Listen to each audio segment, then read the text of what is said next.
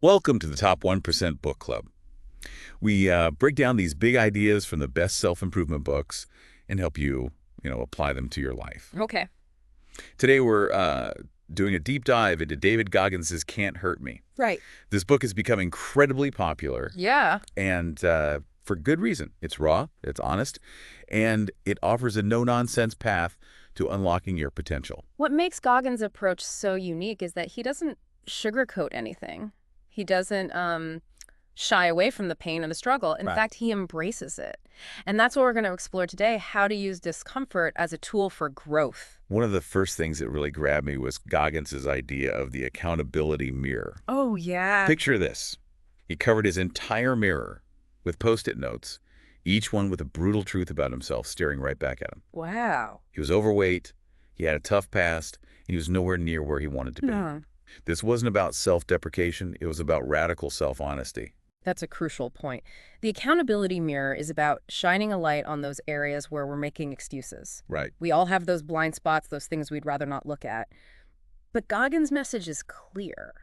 Change starts with confronting the brutal truth about yourself.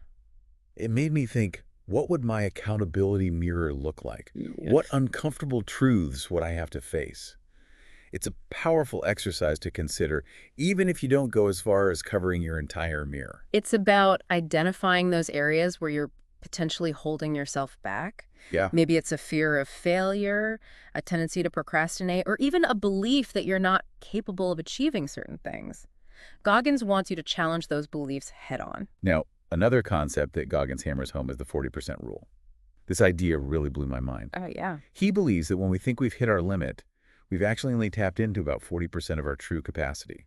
Think about it. How often do we stop ourselves before we've even really tried? We tell ourselves, I can't do that, or that's too hard. Goggins is saying that we have so much more potential than we realize, but it's our minds that hold us back. It's like we have this mental governor that kicks in and tells us to stop before we even get close to our true potential. It reminded me of Goggins' own journey. Right. His first run was 1/4 mile. Can you believe that? Wow. Years later, he ran 205 miles nonstop.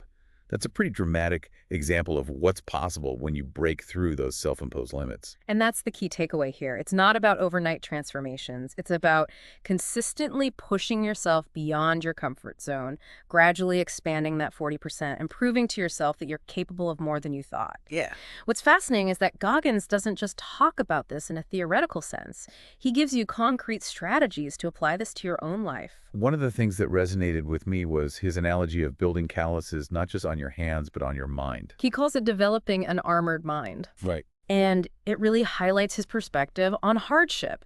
Instead of viewing tough experiences as something that breaks you, he sees them as opportunities to build resilience. Right. Think about it. Every time you face a challenge and overcome it, you're essentially callousing your mind, making it tougher and more adaptable. It's like that saying, what doesn't kill you makes you stronger. Huh.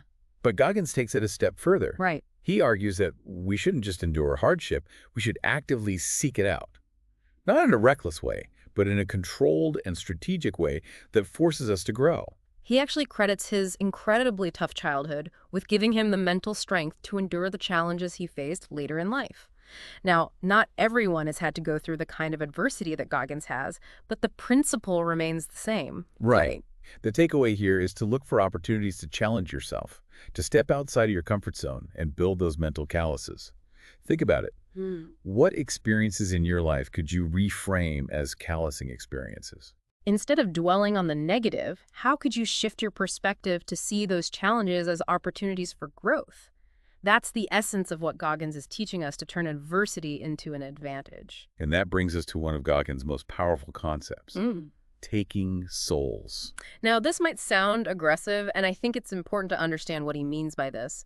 He's not advocating for being ruthless or aggressive towards others. Right. It's not about literally taking someone else's soul. Exactly. It's about harnessing that internal drive, that fire within you, and using it to overcome any obstacle in your path. It's about conquering the challenge itself. One example that comes to mind is Goggins' experience during Hell Week, the most brutal part of SEAL training. Oh, wow. While others were breaking down physically and mentally, Goggins used the pain and the pressure as fuel. Right. He channeled that energy into determination. In his mind, he was taking the soul of the challenge itself, proving that he was stronger than the pain. It's about using that discomfort, that Yeah. resistance, to push yourself further than you ever thought possible. Now, how can you apply this taking souls mentality in your own life? Hmm. Think about a challenge you're currently facing. It could be a work project, a fitness goal, a personal obstacle, anything that's pushing you outside of your comfort zone. Right. How could you take its soul? Yeah. What mental strategies could you use to harness that inner fire and overcome it? It's interesting you mentioned that because Goggins actually provides a very specific tool for dealing with those overwhelming feelings, the boiling from every compartmentalization. He breaks down his day into smaller, more manageable chunks, almost like creating a mental schedule.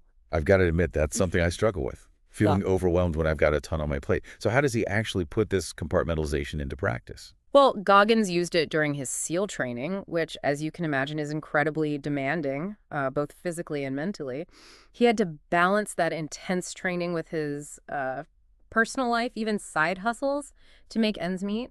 What he did was create a detailed schedule, blocking out time for everything: training, work, family time, even rest. I'm starting to see how this could be helpful. Instead of feeling overwhelmed by the sheer volume of everything you need to do, you're focusing on one compartment at a time. Exactly. And he's Yeah. very specific about scheduling everything, even downtime. This is something a lot of us, myself included, often overlook. We tend to push ourselves to the limit, working until we crash and burn. But Goggins makes a compelling case for scheduling rest and recovery. He sees it as essential for maintaining peak performance in the long run. It's like giving your mind and body permission to recharge so you can come back stronger. Right. I can definitely see the value in that. Think of compartmentalization as creating a mental roadmap for your day. It helps you stay focused, avoid distractions, and ultimately make the most of your time and energy. Okay, so how can we actually start implementing this in our own lives? Start by taking a hard look at how you currently spend your time. Where are those energy leaks? Where could you be more efficient? Ooh, that's a good question. I know I could definitely cut back on some mindless scrolling. Yeah. Once you have a clear picture of your current habits, you can start crafting a schedule that allocates specific time slots for the most important tasks in your life. And don't forget, schedule in time for breaks, relaxation, and even some fun. Remember, this is about taking control of your time, not letting it control you. That's a really empowering way to look at it. Hmm. Now, another powerful concept from Can't Hurt Me that I found really fascinating is the idea of visualizing success. Goggins is a huge believer in the power of visualization, particularly when facing a tough challenge or struggling with self-doubt. And it's not just about daydreaming about your goals, it's about creating a vivid mental picture of yourself achieving success. He wants you to feel the emotions, even rehearse the steps you need to take. It sounds almost like a mental rehearsal, preparing your mind for the real thing. Exactly. He actually used visualization to recover from a broken kneecap during SEAL training. He would spend hours visualizing himself running, feeling the strength in his legs, pushing through the pain. And you know what? It worked. He recovered faster than anyone expected. That's amazing. It really shows the power of the mind-body connection. Uh. But it's not just about wishful thinking, right? Right. Goggins emphasizes that visualization is most effective when paired with action. It's not a magic bullet. It's a tool to fuel your motivation, build your confidence, and prime your mind for success. Okay, so how can we start incorporating visualization into our own routines? Let's say you're prepping for a big presentation at work. Close your eyes and vividly picture yourself delivering that presentation with confidence. Feel the energy of the audience, hear the applause, see yourself hitting every key point. It's like a dress rehearsal for your mind. I love that, a dress rehearsal for your mind. The more you practice visualization, the more powerful it becomes. Start small, be consistent, and see how it can shift your mindset and your results. Now, while we're talking about training the mind, Goggins doesn't neglect the importance of physical challenges as a way to build resilience and unlock potential. Yeah, he's definitely not afraid of a little or a lot of pain. He pushes himself to extremes, but here's the key. He doesn't expect everyone to become an ultramarathon runner or a Navy SEAL. Right. It's about finding your own version of a physical challenge, something that stretches you, pushes you outside of your comfort zone. So it could be anything from running a 5K to trying a new workout class to just committing to a consistent exercise routine. Exactly. The key is that it challenges you both physically and mentally. By overcoming those challenges, you build confidence and resilience. Yeah, It proves to yourself that you're capable of more than you thought possible. And it doesn't have to be some grand, life-altering event. right. It can be small, everyday victories. I like that, focusing on those small wins. Every time you push yourself to do one more rep, run one more mile, or choose the healthier option, you're strengthening your willpower. You're building that mental muscle. So how do we go about finding the right physical challenges for us? Where do we even begin? Honestly, assess your current fitness level and your goals. Okay. What would be a step up from where you are right now? Maybe you're a couch potato who wants to start running. Start by walking around the block and gradually increasing the distance. Or maybe you're a regular gym goer who's hit a plateau. Try a new class, increase your weights, or set a fitness goal you've never attempted before. It's all about finding that sweet spot, a challenge that excites you, motivates you, and pushes you just beyond your comfort zone. Remember, it's not about comparing yourself to others. It's about competing with yourself, pushing your own limits, proving to yourself what you're capable of. Now, one thing that's really important to understand about Goggins' philosophy is that it's not just about pushing yourself to the limit, it's also about self-compassion. That's a really interesting point. He seems so intense, so focused on pushing through pain. It's surprising to hear that self-compassion plays a role. Absolutely. Goggins emphasizes the importance of self-forgiveness, especially when you make mistakes or fall short of your goals. So many people get caught in that all or nothing mentality. Right. They beat themselves up for every slip up and end up feeling discouraged and defeated. I think we've all been there. It's so easy to fall into that trap. But Goggins reminds us that we're all human. We're going to make mistakes. We're going to have setbacks. Right. It's about learning from those experiences, forgiving yourself, and most importantly, keeping moving forward. That's such a crucial message, giving yourself permission to be human, Right. to not be perfect. It's about getting back up and trying again, even when you feel like you've failed. And here's another powerful insight. Okay. Goggins actually believes that sometimes failing is the best way to learn. He talks about how his biggest breakthroughs often came after a major setback or a crushing defeat. It's like those moments forced him to reevaluate his approach, identify his weaknesses, and come back even stronger. So the next time you find yourself facing a failure or a setback, don't let it define you. Yeah. See it as an opportunity to learn, grow, and become even more resilient. I love that, turning those perceived failures into valuable lessons. And remember, self-compassion isn't about making excuses or letting yourself off the hook. Right. It's about recognizing that you're doing the best you can with the resources you have in that moment. By treating yourself with kindness and understanding, you create a more supportive inner environment that allows you to grow and thrive. It's like being your own best cheerleader instead of your own worst critic.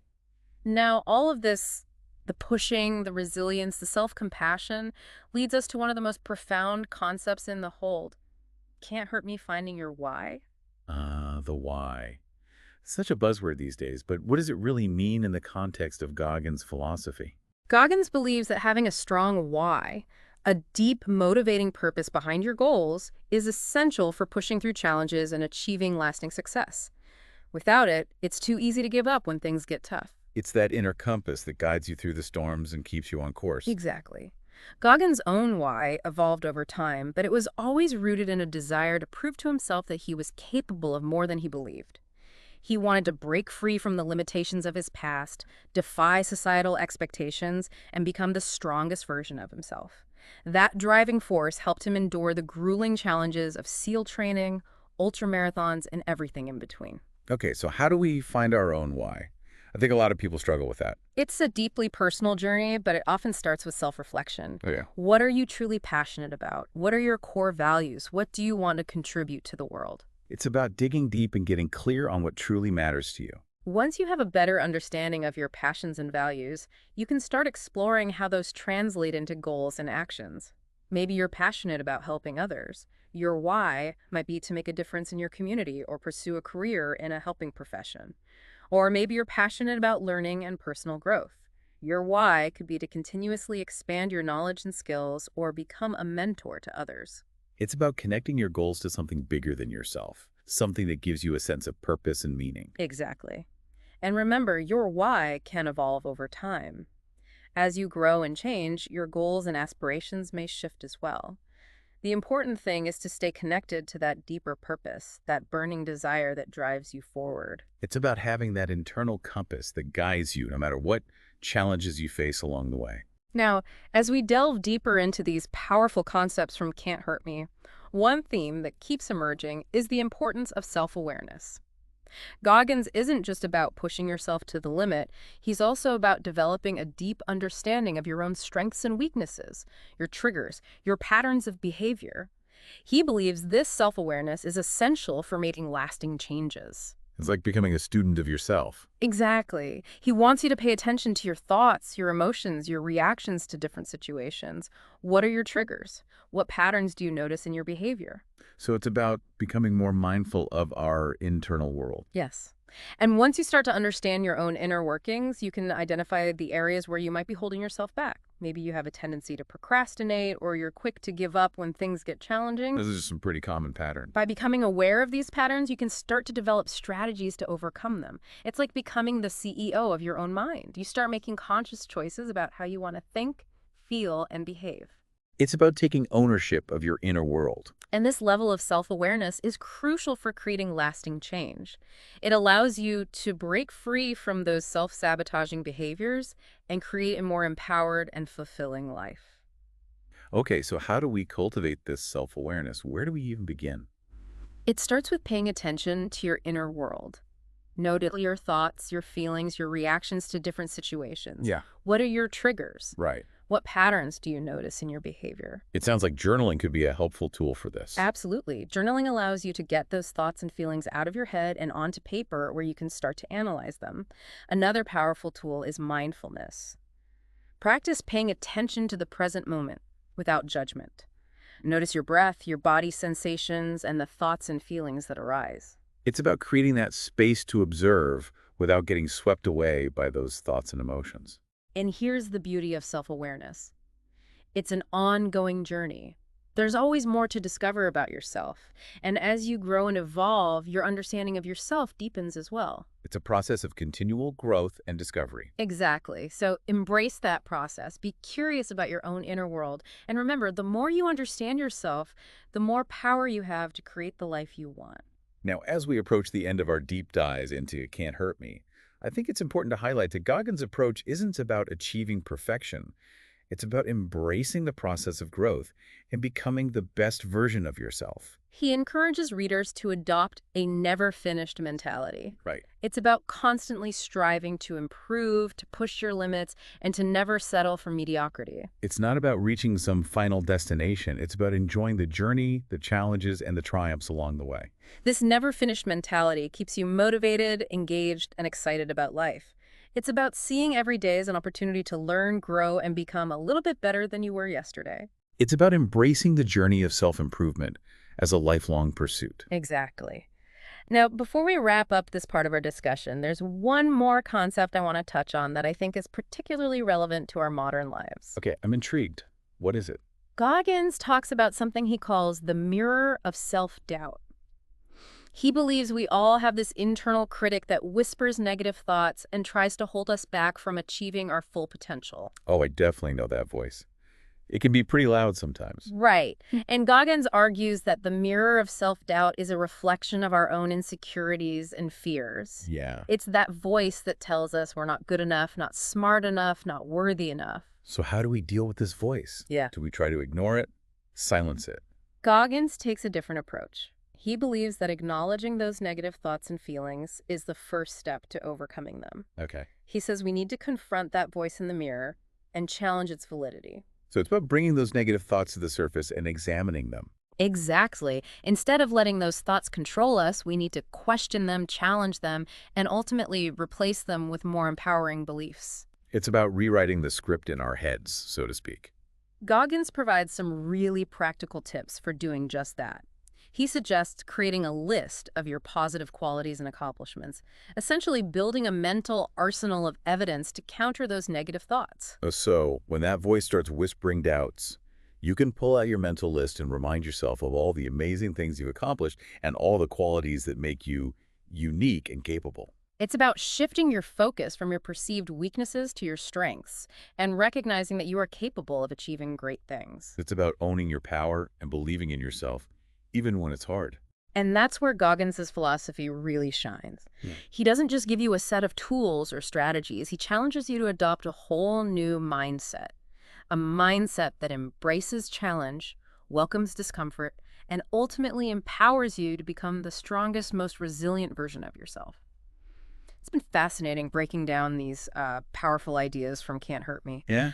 It's clear that Goggins' approach is unconventional, but incredibly effective. It's definitely not your typical self-help fluff.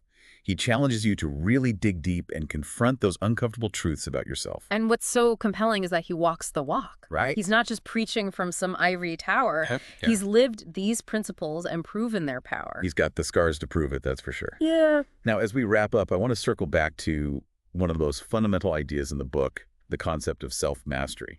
It's a term that gets thrown around a lot, but what does it really mean in the context of Can't Hurt Me? For Goggins, self-mastery is about taking radical ownership of your mind, your emotions, and your actions. It's about becoming the CEO of your own life, recognizing that you have the power to choose how you respond to any situation, no matter how challenging. It's about breaking free from those reactive patterns and making conscious choices that align with your values and goals. And this level of self-mastery doesn't happen overnight. It's a lifelong journey of self-discovery, growth, and pushing your own boundaries. It's about constantly striving to become the strongest, most resilient version of yourself. And here's the key. Self-mastery is not about achieving some kind of perfect state. It's about embracing the process of growth, the setbacks, the triumphs along the way. It's about learning from your mistakes, forgiving yourself, and getting back up stronger than before. And it's about recognizing that you're capable of far more than you believe. Mm. Goggins reminds us time and time again that our minds are our biggest obstacle. We put these limitations on ourselves, these beliefs about what we can and can't do. But what if we challenged those beliefs? Right. What if we dared to ask ourselves, what if I can? That's the question Goggins wants us to embrace. It's about shifting your mindset from I can't to what if I can? And it's that shift in perspective that opens up a world of possibilities. So as we leave you with the powerful message of Can't Hurt Me, remember this. The journey of self-mastery is not about becoming someone else. It's about becoming the best version of yourself. It's about embracing your strengths, confronting your weaknesses, and constantly striving to evolve. It's about recognizing that you have the power to create the life you want, a life that is both meaningful and fulfilling. So what's your next step? What challenge are you going to embrace? What limit are you going to shatter? Remember, you are capable of far more than you believe. Now go out there and make it happen.